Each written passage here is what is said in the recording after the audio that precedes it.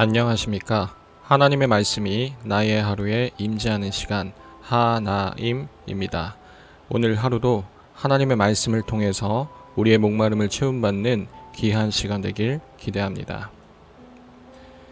네, 오늘은 히브리서 10장 32절부터 11장 2절까지 말씀입니다. 우리 함께 성경을 펴서 천천히 따라 읽도록 하겠습니다. 전날에 너희가 빛을 받은 후에 고난의 큰 싸움을 견디어낸 것을 생각하라.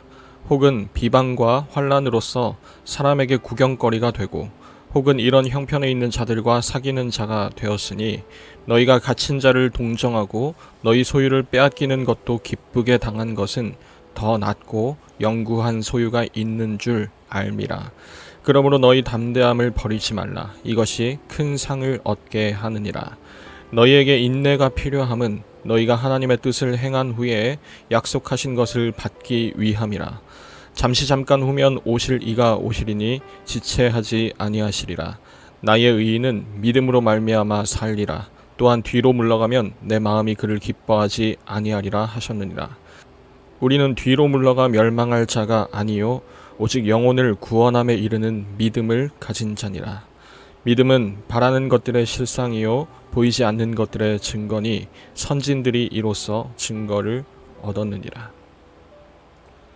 여러분, 오늘은 어쩌면 히브리서에서 가장 많이 알려진 본문이 아닐까 싶습니다. 바로 믿음장으로도 잘 알려진 이 히브리서 11장 도입 부분인데요. 믿음은 바라는 것들의 실상이요 또 보이지 않는 것들의 증거다라는 이 수수께끼 같은 말이 여태까지 묵상해온 이 히브리서의 내용을 따라 우리가 살펴볼 때 조금 더 분명하게 다가올 수 있는 오늘 묵상 시간이 되었으면 좋겠습니다. 여러분, 1장부터 어제 10장 중반부까지 가장 완벽한 제물이시고 또 대제사장이신 이 예수님으로부터 돌아서서는 안 된다라는 것을 때로는 위로의 메시지로 또 때로는 강한 경고의 형태로 우리가 들어왔었죠.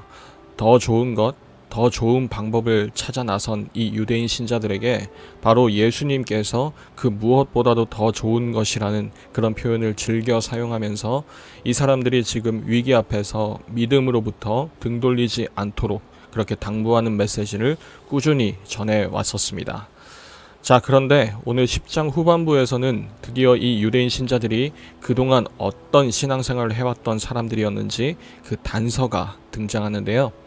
우리는 그런 그들의 모습을 마치 영상으로 직접 생생하게 보는 것처럼 이 오늘 히브리서 본문을 통해 생생하게 들여다볼 수 있을 겁니다.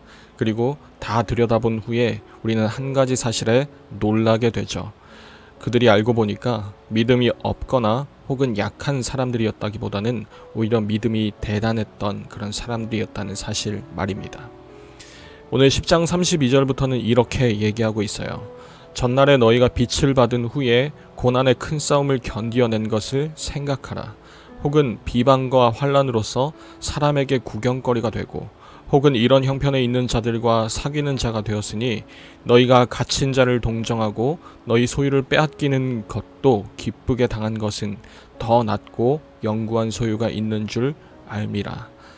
여러분, 우리는 이 유대인 신자들이 그저 겁쟁이인 줄 알았는데 그게 아니었어요.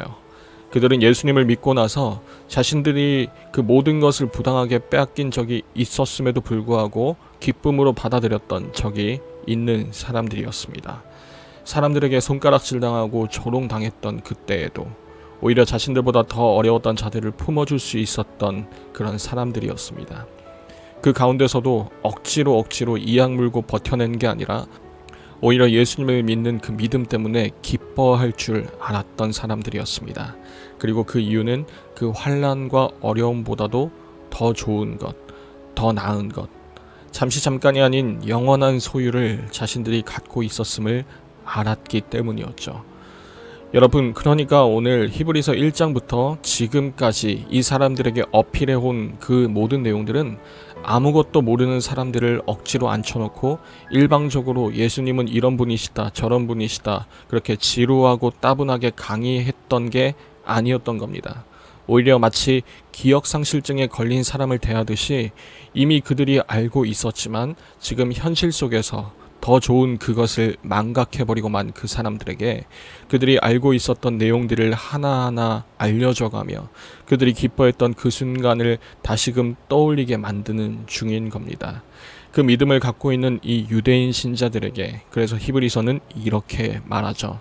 우리는 뒤로 물러갈 멸망할 자가 아니요 오직 영혼을 구원함에 이르는 믿음을 가진 자니라. 그리고 이어서 11장에서 이렇게 말합니다. 믿음은 바라는 것들의 실상이요 보이지 않는 것들의 증거다라고 말입니다. 사랑하는 우리 중고등부 여러분, 과연 이 말이 믿음을 잠시 잊어버린 이들에게 어떻게 다가왔을까요? 그리고 오늘날 여전한 어려움 속에서 허덕이는 우리에게는 어떻게 다가올까요? 여러분, 우리가 칠흑 같은 어두움 속에서 바다 한가운데 조난을 당했다고 한번 가정을 해봅시다. 사방이 어두워서 지금 어디를 향해 가고 있는지 한 치 앞도 내다볼 수가 없습니다. 만약 우리가 그런 위급한 상황이라면 우리가 당장에 바라는 것이 무엇일까요? 내가 어디로 가야 할지 그 분명한 방향을 우리가 가장 원할 겁니다. 만약 그런 상황에서 어떤 등대가 그 빛을 우리에게 비춰준다면 어떻겠습니까? 다른 무언가가 다 보이진 않지만 그 빛이 하나 보임으로 인해서 우리는 충분히 기뻐할 수 있고 만족할 수 있을 겁니다. 여러분, 사람들은 종종 모든 것이 자신의 시야에 다 들어와야 비로소 안심할 수 있다고 생각합니다.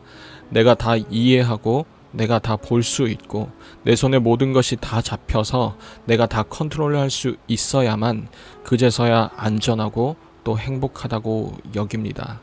하지만 여러분, 모든 게 다 보이지 않아도 괜찮다는 것을 우리는 이 등대라는 존재로 알 수가 있습니다.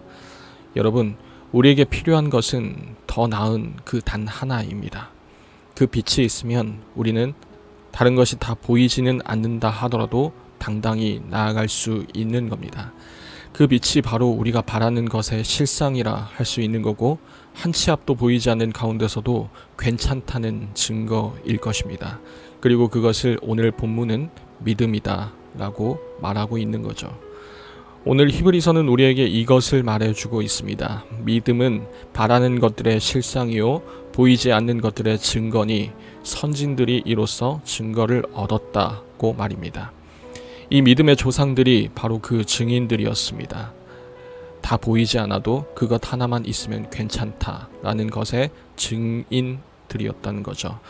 하나님께 받은 그 약속들이 이루어진다는 그 보장과 증거가 아무것도 없는 그 상황에서조차 그들 한 사람 한 사람은 다들 볼 수 있었던 사람들이었습니다.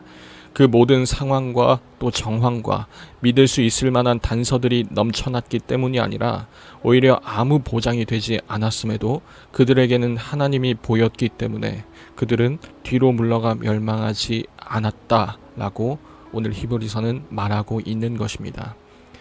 사랑하는 여러분, 그렇다면 우리에게 지금 당장 필요한 것, 우리가 하나님께 구해야 할 것이 과연 무엇일까요?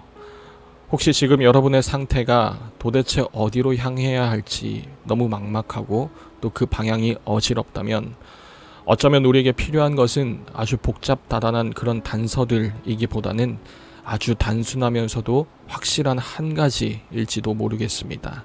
그리고 그게 무엇인지 여러분이 갖고 있는 그 믿음이 알려줄 것입니다. 그러니 혹시라도 이 어려운 상황 가운데서 믿음을 잠시 내려두고 있었다면 여러분 그 믿음을 다시 붙잡을 수 있었으면 좋겠습니다. 바라기는 우리 중고등부가 그 믿음을 통해서 우리가 당장 확신을 얻을 수 있는 그 무언가를 또 발견할 수 있는 그런 교회가 공동체가 될 수 있었으면 좋겠습니다. 매일 저녁 9시 하나님의 말씀이 나의 하루에 임재하는 시간, 오늘은 이것으로 마치도록 하겠습니다. 모두들 평안한 밤 되시기 바랍니다.